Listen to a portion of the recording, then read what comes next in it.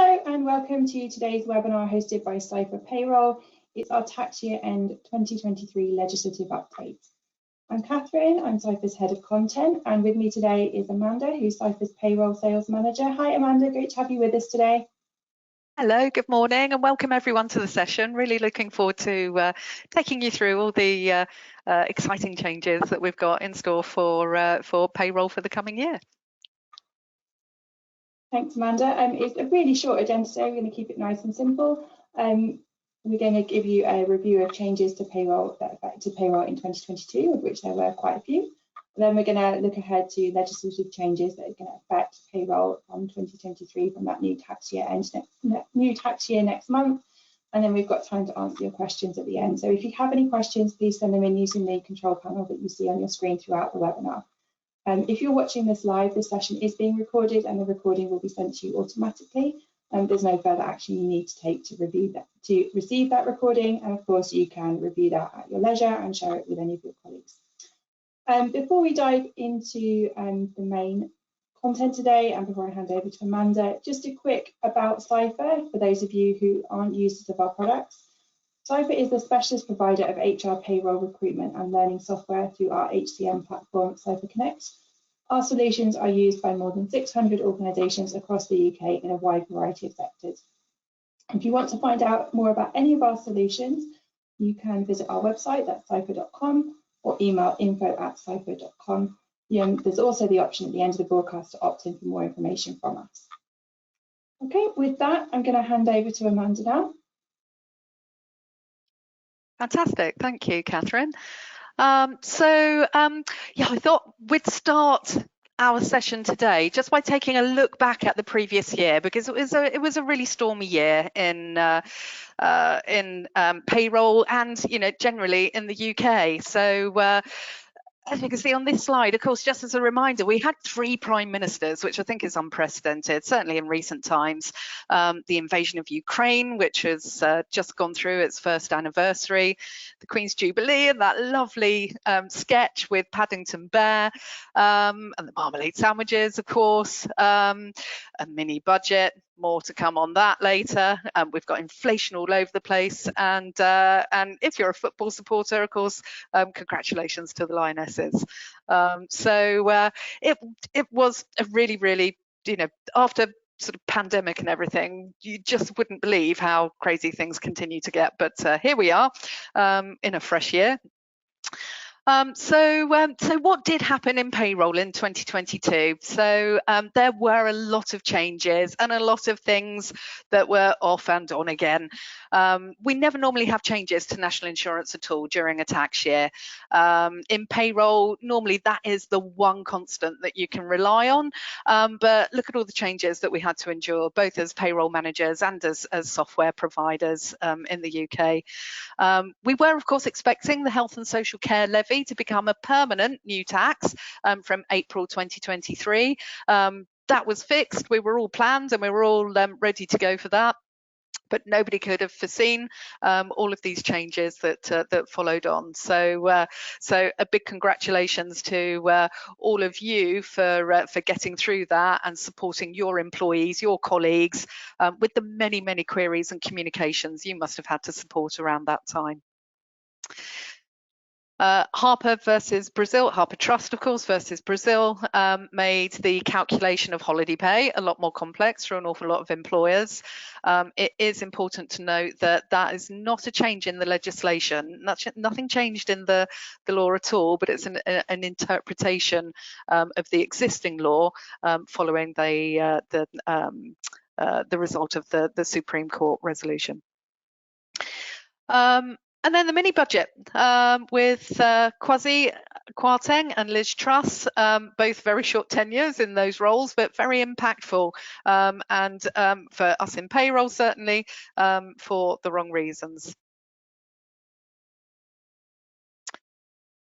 Let's look ahead to the coming year's statutory rates. The personal allowances are still frozen for the next 5 years. That's been extended until 2028. The new rates are applying to England, Northern Ireland and Wales. Wales are permitted through their devolved governance to change the percentages, but for the moment they are still the same. Scotland have made changes, and we'll see those on the next slide after this one. As these rates are fixed for the next 5 years, at the moment we do have certainty for the personal allowances, and we certainly hope the changes to national insurance will settle too after the awful time we had last year. The rates were frozen to help recoup some of the spending by the government over the last few years on furlough and COVID grants. And after the repeal of the removal of the 45% tax banding, you can see that the top banding of taxable pay has been reduced from £150,000 a year to £125,140. We didn't expect to see that this time last year either. So the income tax additional rate threshold, which is what that £125,000 is, being lowered, it's the income level at which an individual will not have any personal allowances. That's because £1 of every personal allowance is withdrawn for every £2 of income above £100,000 from the coming 6th of April. So that's why it's that number, just in case you were curious how they arrived at that number. So it's the personal allowance times 2 over £100,000. I hope that makes sense. The Exchequer expects the impact for this to be an additional £420 million revenue in the 23 year, and it brings an extra 232,000 people into that top tax band. That year on year there will be more and more people brought into that tax band, and so we are looking by the 27-28 tax year at an additional £855 million additional revenue. That's what's currently forecast. So as I mentioned, there are some changes to Scottish income tax as well. It is a little bit more complicated. As you can see, there are more bandings. Scottish PAYE is determined by residency. So if your main place of residence is in Scotland, you are a Scottish taxpayer. The Scottish Government also chose to reduce that top threshold to £125,140, and they've also added 1 pence to both the higher and the top rates. The personal allowances, they are remaining frozen at £12,570 though, as in the rest of the UK. So the Scottish Fiscal Commission has forecast that this will also raise additional many millions of income tax for revenue for Scotland in the 23-24 year. So some of the interesting impacts of their different rates for those earning less than £27,850, that's just over half of Scottish taxpayers. They will continue to pay slightly less income tax in the 23-24 year than if they lived elsewhere in the UK. Those earning less than £50,000 a year will see no change at all compared to 22-23. But people earning £50,000 per year or more will be worse off. And actually, in that banding, they will be £1,500 worse off per year than the rest of the UK. So you can see these, all of these changes are designed for higher earners to pay more tax.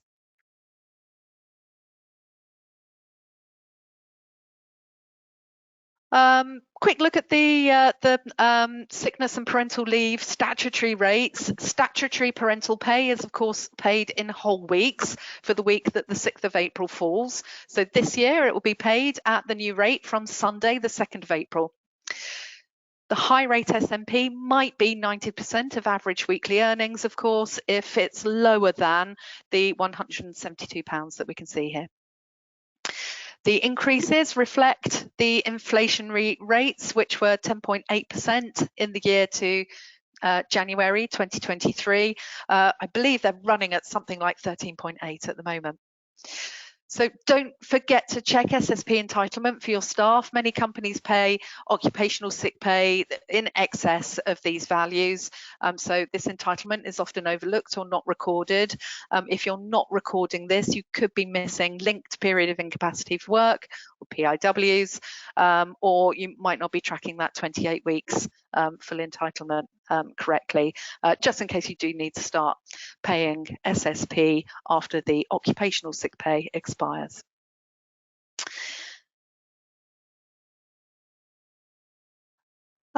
Student loans. I won't spend too long on this. I didn't do a slide with the NI tables. I'm sure you can find those. It's not very interesting looking at lots of tables of figures, but these are the changes to the bandings for employees repaying their student loans through the payroll.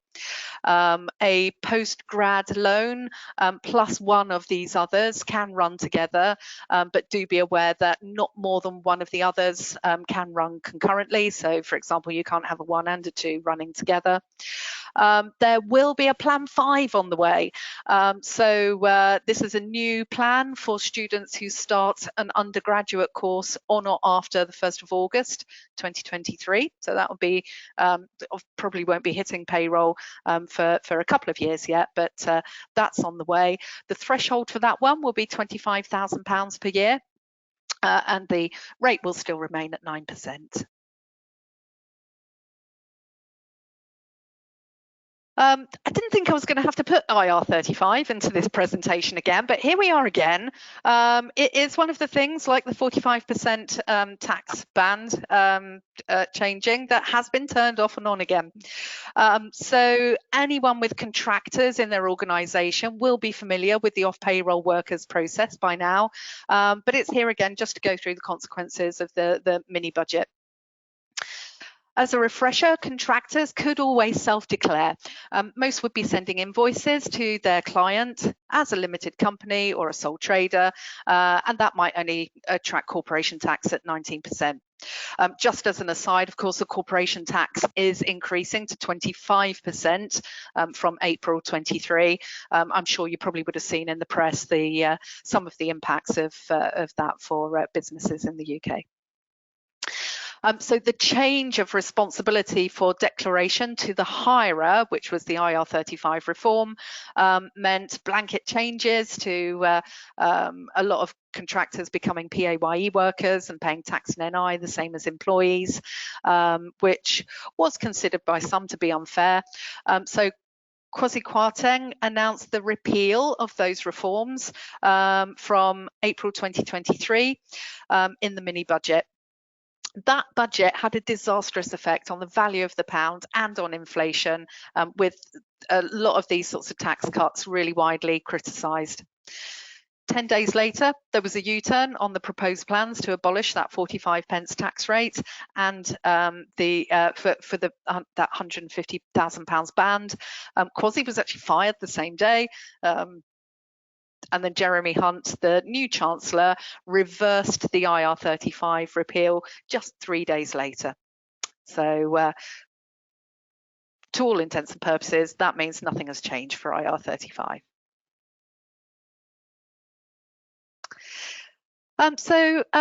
Minimum wage. If you joined my presentation last year on the legislative changes, I thought that we might have been at age 21 this year, but a little bit premature. But you can see again that the gap is still closing between the 23 and the 21-year-olds. I think next year. So again, I'm not a gambling person, so but I think I might put money on those two rates actually closing down completely and age 21 becoming the new minimum wage threshold. So when the minimum wage rates change, the increase applies to the first pay reference period starting on or after the date of any change. When calculating your compliance with this rate, do be sure to make sure that any allowances, including any salary sacrifice benefits, are taken into account. There is a really long list on the government website for deductions allowable, and what counts as pay, what counts as hours. There's actually quite a few pages of it. So whilst your payroll system might support these calculations, do please ensure that you check these regularly. We're finding salary sacrifice pensions being implemented more and more, and so that's definitely one to keep an eye on to make sure that that doesn't take your employees and your workers below that limit. So whilst the national minimum wage is statutory, the real living wage is voluntary and applies to employees aged 18 or over. Ciphr is a living wage employer, so we're really proud of that. The new living wage rate was actually, that was announced on the 22nd of September last year. Since it's voluntary, there is actually no fixed increase date, but employers are asked to implement the rise by the 14th of May 2023.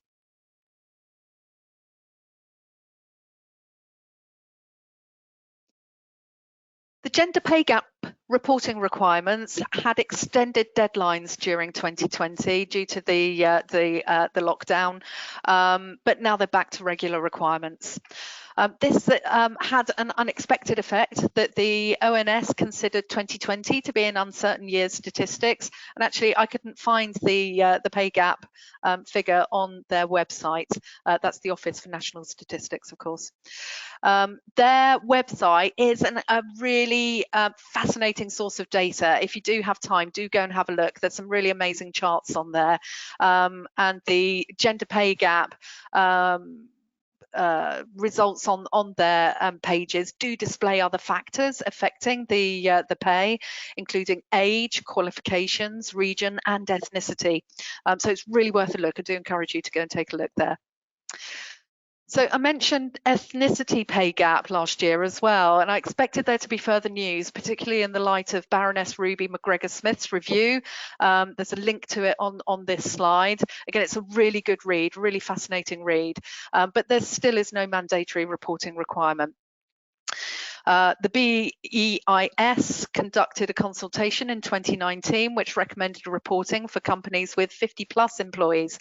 Of course, that's less than the requirement for gender pay gap, which is still 250. But the government prefer to have an ethnicity pay gap reporting remain voluntary. 11% of employers reported in 2018, but this rose to 19% in 2021. So we can see there is an upward trend.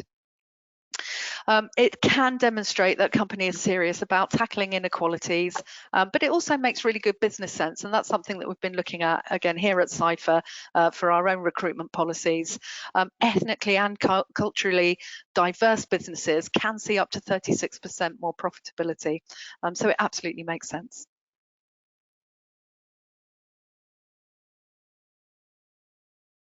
Oh, Harper Trust versus Brazil. So really, I'm sure none of you are going to miss this bit of news and the case law outcome. So the background to it was that Ms. Brazil was a music teacher at Harper Trust. She was employed on a permanent contract, but for term time only.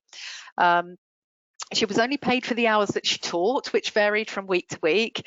And so the trust, following the then ACAS guidance, multiplied the hours that she worked by 12.07%, and then multiplied that figure up by her hourly rate of pay.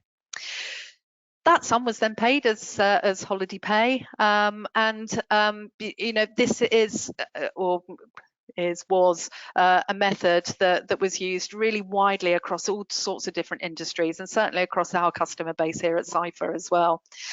But in this unanimous verdict, the Supreme Court rejected the trust's arguments for the basis of that calculation. And in short, it confirmed that the entitlement to 5.6 weeks holiday applies to full and part year workers in full, without prorating.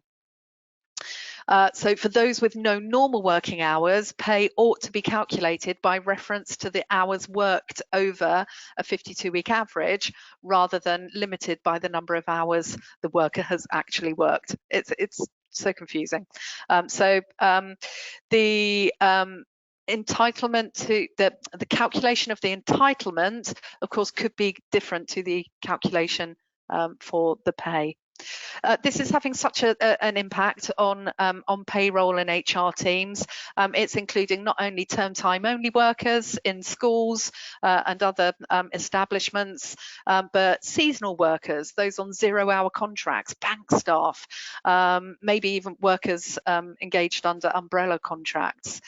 So it's impacting employers across different sectors like schools, colleges, care homes, NHS, recruiters, and manufacturers who rely on permanent 0 hours workers. So part-year workers, I've just thought of something else actually as well, and actually I'm going to touch on this in a moment, but of course the 5.6 weeks is based on the statutory requirement for 4 weeks plus 8 bank holidays. This is another year like last year where we've got an additional bank holiday, so actually it could be that's 5.8 weeks. It's all down to interpretation. So the 5.6 weeks calculated using a holiday entitlement reference period to determine average weekly pay should ignore any weeks in which they didn't work.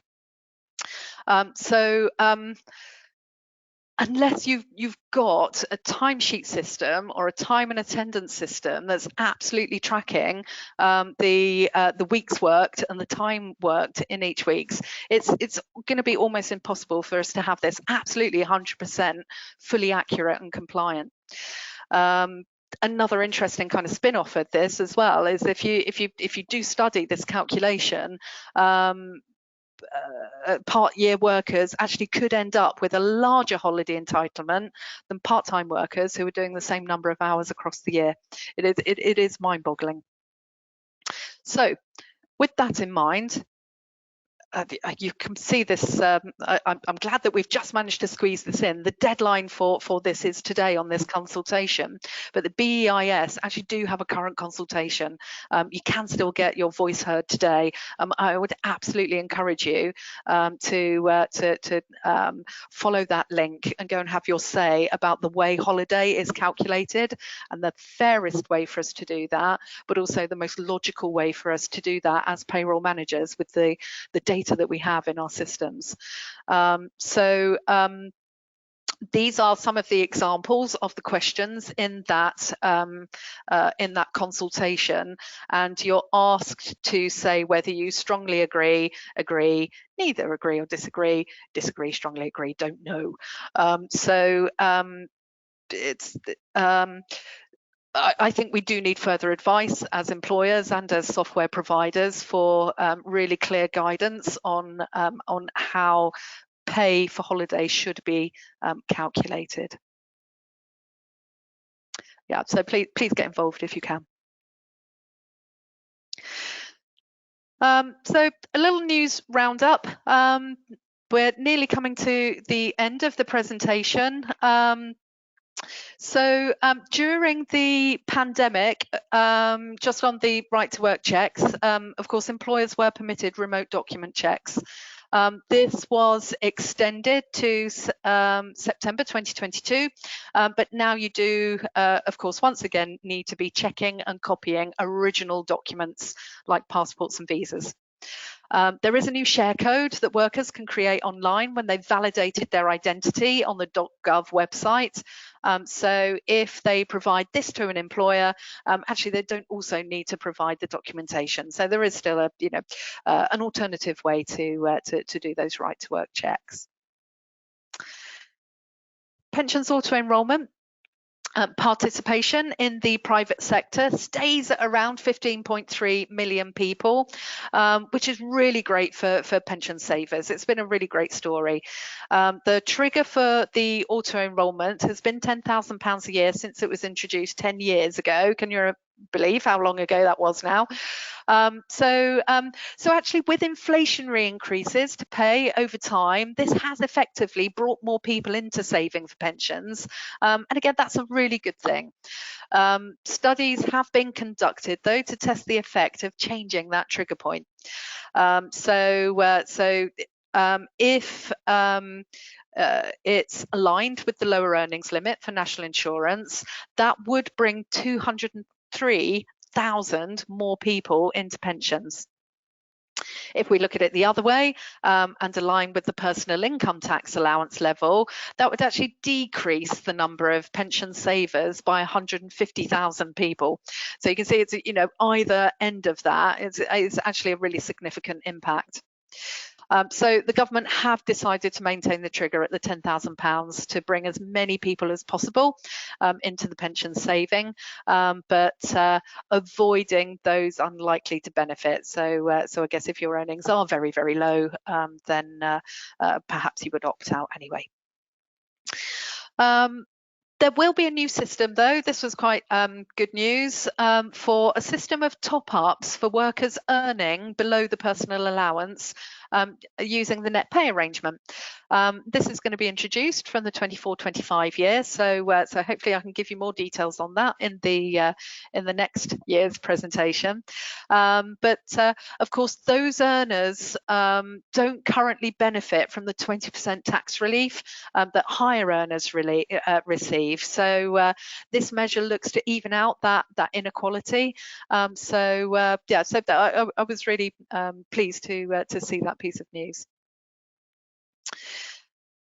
Work from home tax relief is back to regular rules. That's £6 per week relief if your job requires you to live far from your office or that there's no office at all. You can't claim tax relief if you choose to work from home.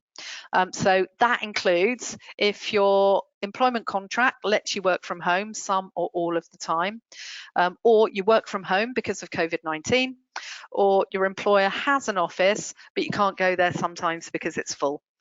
So that's totally back to the regular rules again.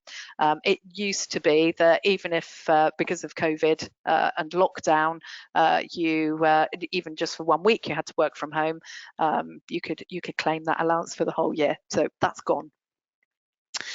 Okay. Bank holidays. So we've got 3 bank holidays again. Of course, it's the coronation of the King and so we've got an extra bank holiday on Monday, the 8th of May. So do take a look at your approach to that this year. I would imagine it will be exactly the same as for the Queen's Jubilee last year, where we also had an extra bank holiday, but do check the wording in your employees' contracts of employment. So, for example, where the contract entitles employees to take leave on all bank holidays and public holidays, you're going to have to require, you are going to have to grant that extra day as leave. I'm sure you all will anyway. Also, there is a chance that you might have a week 53 payroll this year. The 5th of April falls on a Wednesday. So do check. I mean, if you've got a 2 weekly payroll, of course, that could mean that you've got a week 54. That is also the bank holiday week. So we've got Good Friday. So if you've brought your weekly payday forward, from a Friday or a Thursday to the Wednesday, just do keep an eye on that and make sure that your payroll software is applying the correct tax allowances for that payday. Okay, so that's the end of my presentation. I'll hand back to Catherine to wind up. Thanks so much, Amanda. It's amazing what you can cram into half an hour, all of that lovely payroll legislation stuff. So as a reminder, if any of you join late or you want to revisit parts, you will get a copy of this recording emailed to you automatically. We have time now for Amanda to answer your questions if you have any. We have one that I can kick you off with, Amanda, and from Helen. She asks, our first fortnightly payroll in April pays on the 6th of April and covers work for the end of March up to 31st of March. because it pays in April, will they have to apply the new national minimum wage rates even though the work took place in April? Yes, it refers to the pay reference period. Sorry, there was a lot of information in that question. Yeah. So the pay reference period is it covers March, but the payday is the 6th of April. So I believe you should. Can I come back to you on that and check that for you? Yeah, Helen, we've got your contact information, so Amanda will double check that and we can email you separately with the answers to that. That's the problem with all these payroll questions, they can be quite tricky and we need to just make sure we're giving you Thank you. Yeah. the right information. Yeah. Don't want to get anyone's pay wrong. Okay, time for any other questions if anyone has any. If not, we will wrap up. Okay, amazing. So as I said, if you're watching this live, you will get a copy of the recording and you can share that with a colleague or rewatch it again at your leisure. If you want to learn more about any of Ciphr's HR and payroll solutions, we offer integrated HR and payroll software as well as outsourced payroll, all of that good stuff. You can visit our website or you can opt in for more information using the exit survey that will come on your screen at the end of this broadcast. That survey also asks you for a bit of feedback about today, which we always appreciate you filling in. Our next webinar is an employment law update with our friends at Shoesmiths. Visit bit.ly/cypher-emplaw23 to save your spot and join us live on Tuesday, the 25th of April at 11 AM. That promises to be a really good one. So we hope you can join us then. Thank you so much, Amanda. Appreciate your help and expertise as always on today's broadcast. Thank you to our audience for joining us. We appreciate you being here. We hope you have a great rest of your day and to see you again soon. Take care. Thank you. Bye. Thank you very much. Bye-bye.